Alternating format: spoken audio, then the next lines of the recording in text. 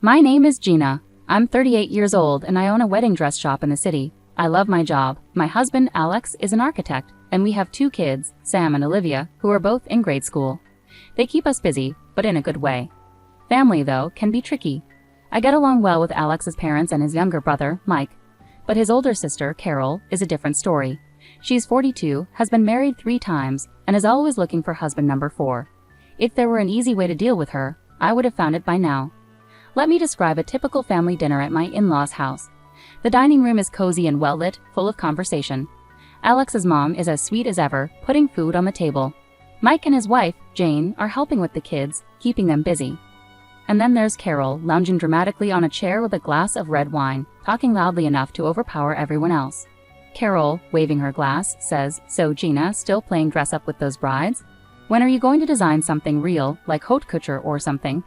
I hold back my response, focusing on serving mashed potatoes. I've learned that arguing with Carol only makes things worse.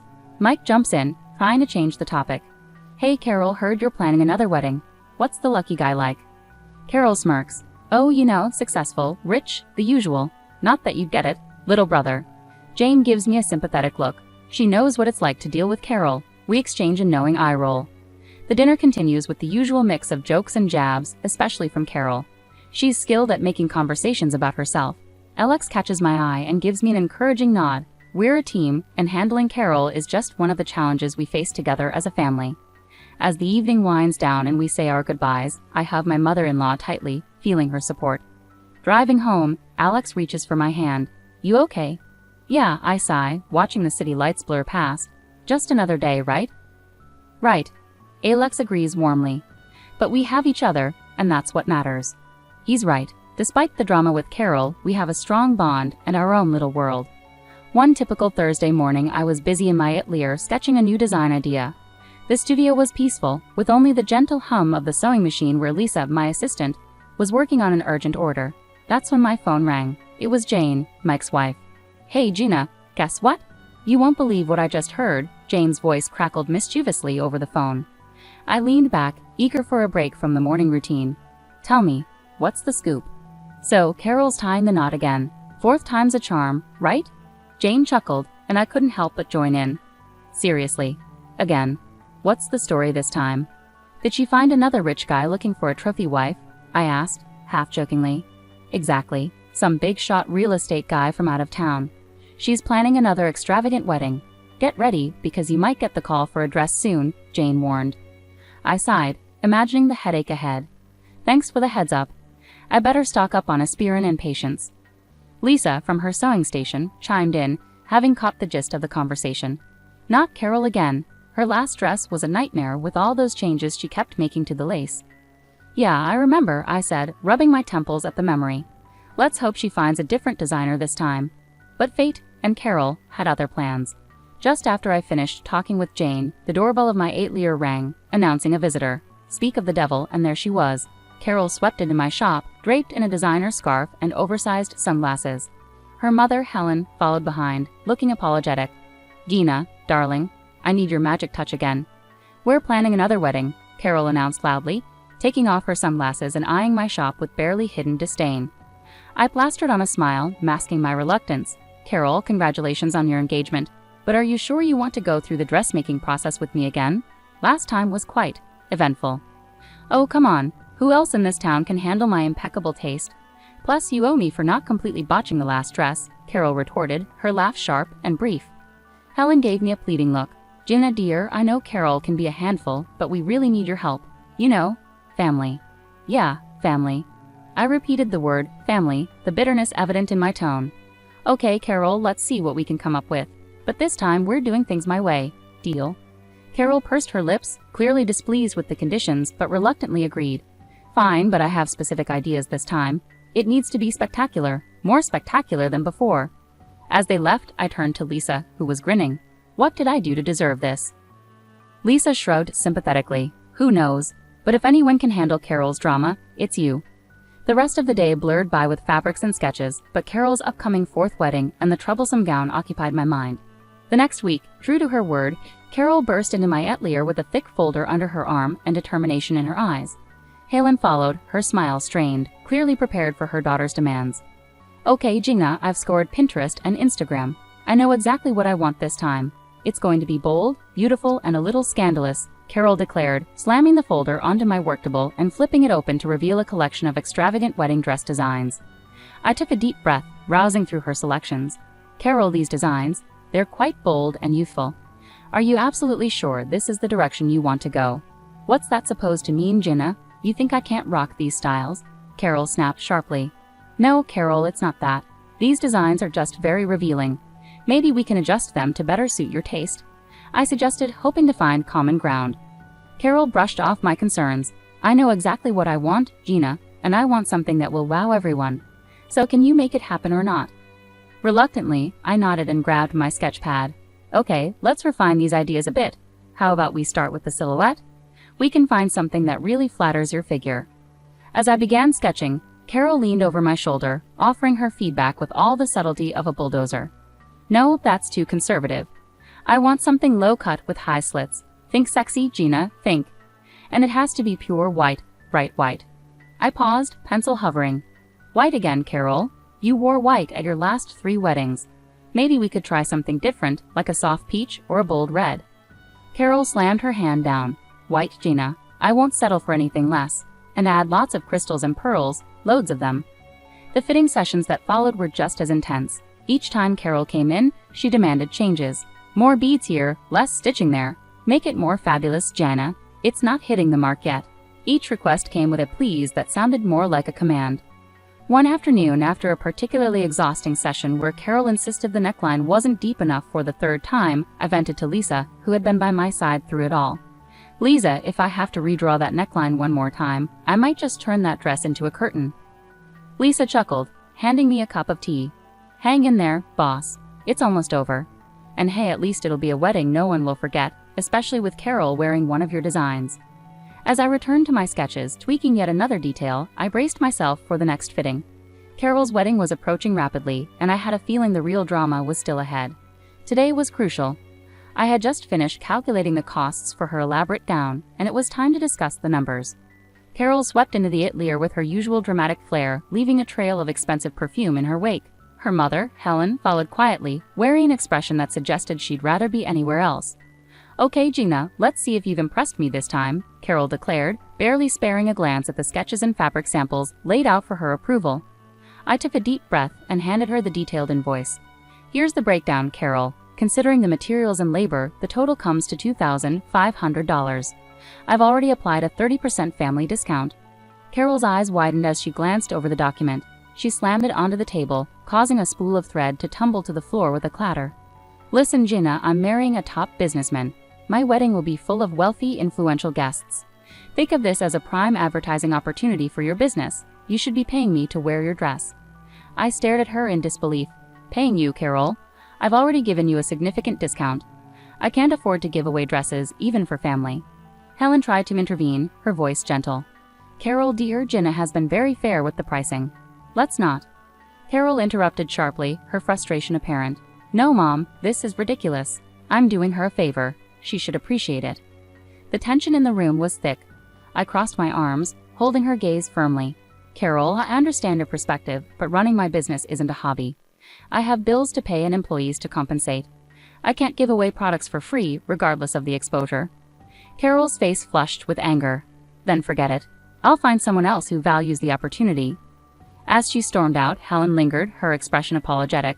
I'm so sorry, Gina. I'll talk to her. I sighed heavily, feeling a mix of frustration and relief as Helen followed Carol out of the shop.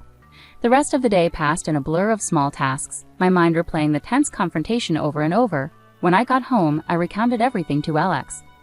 Alex was visibly upset. She can't take advantage of your hard work like that, Gina. It's not fair to you or your team. Later that evening, just as Alex and I were getting ready for bed, my phone rang. It was Helen, her voice soft and weary. Gina, I've been thinking about this afternoon. Carol was being unreasonable, but could we still make this work? Maybe as a wedding gift. It would mean a lot. Her request caught me off guard. After a moment's pause, I agreed despite the day's turmoil. All right, Helen, I'll do it. The dress will be my gift to Carol. Designing Carol's wedding dress had turned my atelier into a battlefield of demands and alterations. Each fitting with Carol drained me more than the last. My staff, tired of her behavior, started timing their breaks to avoid her visits. Lisa, my lead assistant, whispered to me as she grabbed her purse, "We're taking a break. Let us know when she's gone." Carol rolled her eyes as they left. "They're so sensitive. You'd think they'd be used to criticism in this business." Trying to maintain peace, I continued pinning the dress while Carol went on about her extravagant wedding plans. The tension in the room was palpable, and I silently counted down the minutes until she would leave. A week before the wedding, my phone buzzed. It was Paula, a close friend who also knew Carol well. "Hey, are you excited about the wedding? I saw the guest list. It's going to be quite the event." I paused, holding a needle in midair. "The guest list? I haven't seen it yet. Can you send it to me? I'm curious about who's coming." "Sure, I'll email it to you now," Paula replied before ending the call. When the email arrived, I scrolled through the names, only to realize my name was nowhere on it. I wasn't invited. The realization hit me harder than I expected. Later that evening, I brought it up with Alex. His expression darkened as he listened. "She didn't invite you after everything you've done for her?" "Apparently not," I muttered, feeling a mix of hurt and frustration. Together we called Carol, hoping for a misunderstanding, but the conversation quickly turned tense. "Carol, Jenna isn't on the guest list. Is this a mistake?" Alex asked, his voice firm. Carol's mocking laughter echoed through the phone. "No mistake. Jenna is just the seamstress. Why would she be at the wedding? It's for important people." I could feel my heart racing, my grip tightening on the phone. "But I've been making your dress as a gift, Carol." More laughter followed. "Yeah, thanks for the dress, but let's not pretend you belong at my wedding, Jenna. Just stay home." Alex erupted in anger. "How can you be so ungrateful? She's your family." Carol abruptly hung up, leaving Alex pacing the room, furious at his sister's callousness. I sat there, feeling the weight of the situation sink in. The dress I had poured weeks into, the stress I had endured, all for someone who couldn't even acknowledge me at her wedding. It was a painful betrayal, cutting deeper than any harsh word she had ever uttered. A week later, at the final fitting, Carol breezed into the atelier as if nothing had happened. She was all smiles and demands, acting as though she hadn't just excluded me from one of the most significant days of her life. As we adjusted the dress, I maintained a facade of professionalism, hiding the hurt brewing inside. I had quietly resolved on a plan for subtle justice, something to reclaim a small sense of dignity without causing a scene. "Oh, and I'll need to make one final adjustment to the dress at my workshop," I mentioned casually as I helped Carol out of the gown. "I'll bring it to your place on the morning of the wedding." Always rushed, Carol barely nodded. "Just make sure it's early. I have a tight schedule and I can't afford any delays." "I understand," I replied evenly. "You can count on it being there on time." On the morning of the wedding, Alex and I arrived at Carol's house with the beautifully packaged dress in hand. My heart raced, not out of nerves for the event, but from anticipation of her discovering my small surprise. Carol greeted us coldly at the door, snatching the dress box without a word of thanks. "Alex, you can stay. Jenna, you should leave now. We wouldn't want to upset the important guests," she said icily. I maintained my smile, concealing the hurt her words caused. "Of course, Carol. Have a wonderful day." Alex glared at her, clearly upset, but he squeezed my hand and chose to leave with me. As we walked back to the car, his support gave me strength. Meanwhile, Mike and Jane, who were also attending the wedding, overheard how Carol treated us. Outraged, they decided then and there to skip the ceremony. Mike came over to our car before we could drive away. "I can't believe she treated you like that, Jenna. We're not staying either. It's one thing to be demanding about your wedding, but it's another to be outright cruel," Mike said, clearly upset. As we tried to lighten the mood, my phone buzzed. It was a text from Paula, who had stayed at the wedding. "Something's up. Carol looks furious. Did you do something?" the text read. I couldn't help but smirk. Just a little wedding gift. Alex and I had just settled down with our morning coffee, finally enjoying a quiet moment, when a sharp ring of the doorbell shattered the peace. We exchanged looks, sensing the day wasn't quite over. I opened the door to find Carol standing there, red-faced and furious, clutching a simple piece of cloth.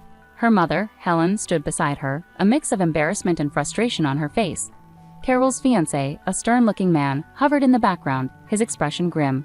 "What is this, Jenna?" Carol thrust the cloth at me as if it were damning evidence. "Explain this now." I took a deep breath, my resolve unwavering. "That's your wedding dress, Carol. Considering your behavior and how you've treated everyone, that piece of cloth seems more than fair." Her face contorted with anger. Carol stepped closer, her hand raised as if to strike. "You've ruined my wedding," I shuled. Helen intervened, catching her daughter's arm mid-air. "Carol, stop this right now. Violence won't solve anything." Her fiancé finally spoke up, his voice firm and cold. "I can't do this, Carol. You've shown your true colors. The wedding is off." With that, he turned and walked away without looking back. "No, please don't leave," Carol pleaded, her voice cracking with anger and desperation. But he didn't stop, disappearing around the corner. Left standing with only her mother, Carol redirected her fury towards me. "Look what you've done. Are you happy now? You've ruined everything." Before I could respond, she stormed off, her mother following after her with an apologetic glance back at us. Closing the door, I leaned against it, feeling Alex's hand on my shoulder. "Are you okay?" he asked softly. "Yeah, just shaken," I admitted, and we moved back to the living room, trying to process the rapid unraveling of the evening. It wasn't long before my phone rang again. I answered to hear Jane on the other end, her voice urgent. "Gina, you won't believe it. Carol's refusing to pay the wedding organizers now, and it's turned into a huge mess. They've called the police." My heart sank. "Oh no, that sounds awful." "Did they really have to call the police?" "Yes. She was causing a scene, screaming at them, demanding her money back since the wedding didn't go through.